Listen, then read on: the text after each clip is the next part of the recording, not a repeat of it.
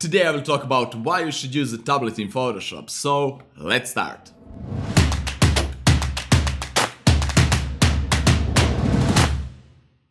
Hey guys, it's Nemanja and welcome to another fun episode. I got a lot of questions: which tablet do I use? Why am I using tablet at all? And which tablet do I recommend for beginners? And today I will answer to all those questions. But before we start, let me tell you something about what a tablet is for all you guys who are new into this field.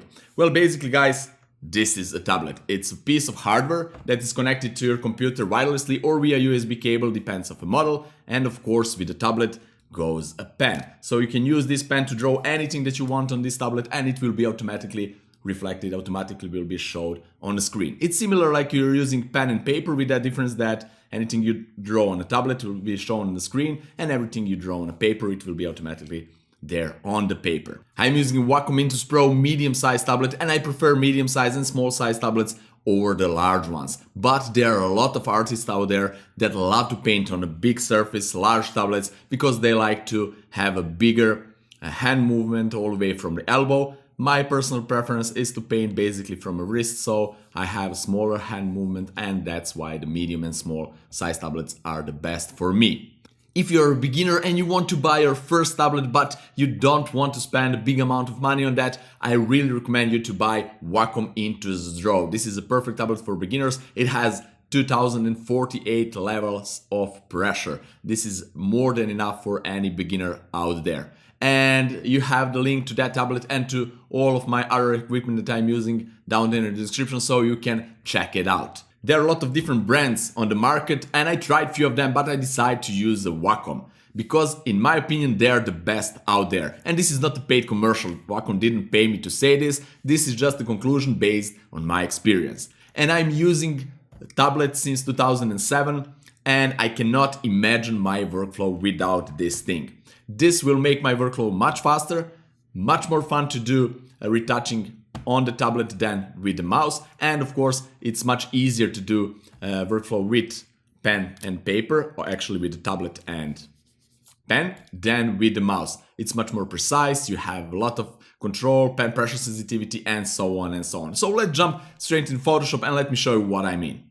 Right guys, before we jump straight into Photoshop, I want to really quickly show you some Wacom tablet properties here. And I'm in the pen settings. The most important thing here is the tip feel. I have a slider that goes from soft all the way to firm, and if I put it all the way to soft, that means that I need to press with my pen on a tablet really softly, really gently to get that 100% of a pen pressure. So let me show you this. Look at this bar here. If I press really gently, I will basically immediately go all the way to 100% of that pen pressure. And that means that I can hardly control the pressure sensitivity. But if I go from soft all the way to firm, I need to press with the pen much harder on the tablet to get that 100% of pressure. So that means that I can control pen pressure sensitivity much easier. I have more control over it. And my personal preference is to go one step just before maximum. Of course, you can tweak it and set it as ever you want. That suits your needs, your taste of pressing with the pen on the tablet, and so on and so on. Another setting here is eraser. I never use eraser. This is the thing on the back of the pen. That means that you need to rotate the pen and to use another side as eraser or as some other function if you want to change it. But I don't want to use that. If I need an eraser, I'll just press E on a keyboard and use the same tip as I'm using for everything else. The last setting is mapping, and mapping is really handy tool here. It's really handy settings. Well, as you can see now, my tablet area is set to full. That means that my whole surface of a tablet, it's representing the screen, so I can use the whole tablet area to paint wherever I want on the screen. But for example, if I need a smaller tablet and I have a big one, I can always change the size to make my tablet smaller. So how to do that? Just go from tablet area from full to a portion. And now you can change the tablet area, the shape and the size. For example, I need small tablet like this. And now I'm using just a portion of my tablet, just this portion here. And that area is basically my whole screen. So now I'm basically having a smaller tablet. Right guys, here in Photoshop I have a blank piece of paper brush tool set to black color and the hardness around 80% just to have a harder brush stroke, and this is how it looks. I can do the same with the mouse, as you can see here. But now if I go to brush properties by pressing F5 on the keyboard, and here I have this. This is the simulation of a brush right now, the brush settings. So it's the same from the start to the end. I don't have any variation in size or opacity or scattering or anything else. And if I undo this and go to shape dynamics, go to size jitter, and I want to control my brush size with the pen pressure, I have some different representation right here.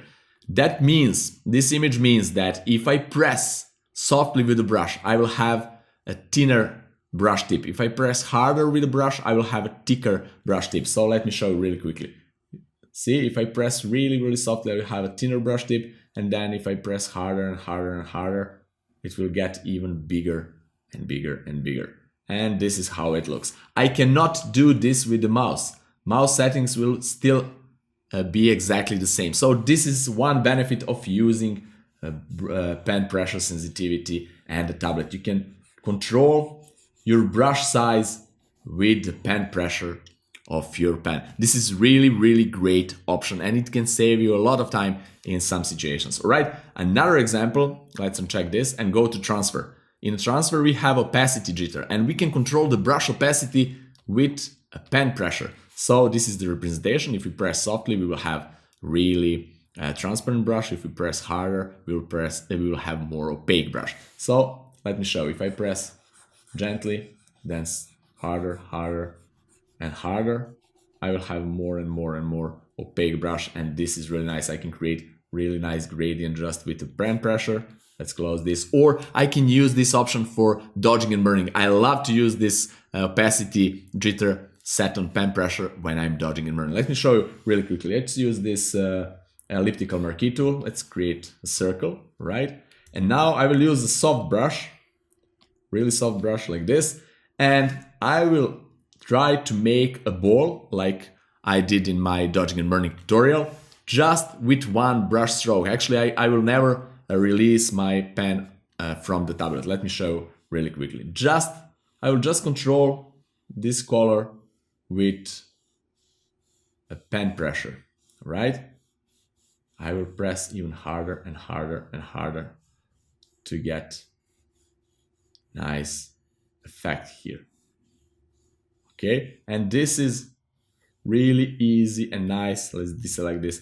Now I have really nice ball, and this is great for dodging and burning. Another option that let me show you. If I use the mouse now, I will not have that option because I have that only with my pen pressure sensitivity here. If I go again to brush properties, I can use a combination of options here. I can use both shape dynamics, both size and opacity. So now if I press really softly, I will have less opaque and smaller brush, and if I press harder, I will have more opaque and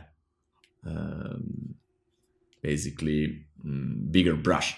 Let me show you another example. We can use a scattering, for example, to control the scattering of a brush with a pen pressure. So let's go here and check the scattering, and this is normal, this is scatter slider, right? And I will control this with the pen pressure. And let's hide this, create a new layer just to show you how this looks. Let's make a smaller brush. And now if I press really softly, I will have this effect. But if I press harder, I will have more and more scattering here with the brush. And I can go back and choose the amount of scattering. So I can create something like this, right? Or create combination of things. I can make even smaller brush and choose that scattering to maybe create effect like this. This is really nice, and you can write some letters like this, and you can choose this in combination with shape dynamics, right, with size jitter, and then make something like this or a little bit bigger. See, you can do a lot of creative stuff just by using a pen pressure sensitivity here. Alright guys, that's it for today. I really hope that you liked this episode and that you learned something new out of it. I really recommend to all you guys who intend to professionally do some retouching, digital painting, or even 3D modeling, like 3D modeling and sculpting in a ZBrush, to invest some amount of money to buy a tablet. It doesn't need to be expensive one. You can buy a cheaper one like Wacom Intuos Draw. It will be more than enough for a beginning, and you can always upgrade it later. And remember one thing, give yourself some time to get used to use a tablet. When I bought my first tablet, I was so frustrated by using it, and I was like, why the heck did I spend so much money on this stupid thing when I'm much more precise with the mouse and much faster with the mouse? And that's the normal. You need to give yourself a period of week or two of adaptation to get used to use the tablet, and after that, trust me, you will never go back to a mouse. You will always use your pen and tablet for retouching purposes. Of course, you will still use a mouse for other things on your computer. Alright guys, if you have any questions regarding to this episode, please leave them in the comments below. I will be glad to answer them. And if you want to help me to make this channel even bigger and better, you can do it by visiting my Patreon page. The link is down there in the description, and of course you will get some things in return. Subscribe if you're not already, ring that bell to get notified about all the future episodes, and see you guys in the next one. Bye bye.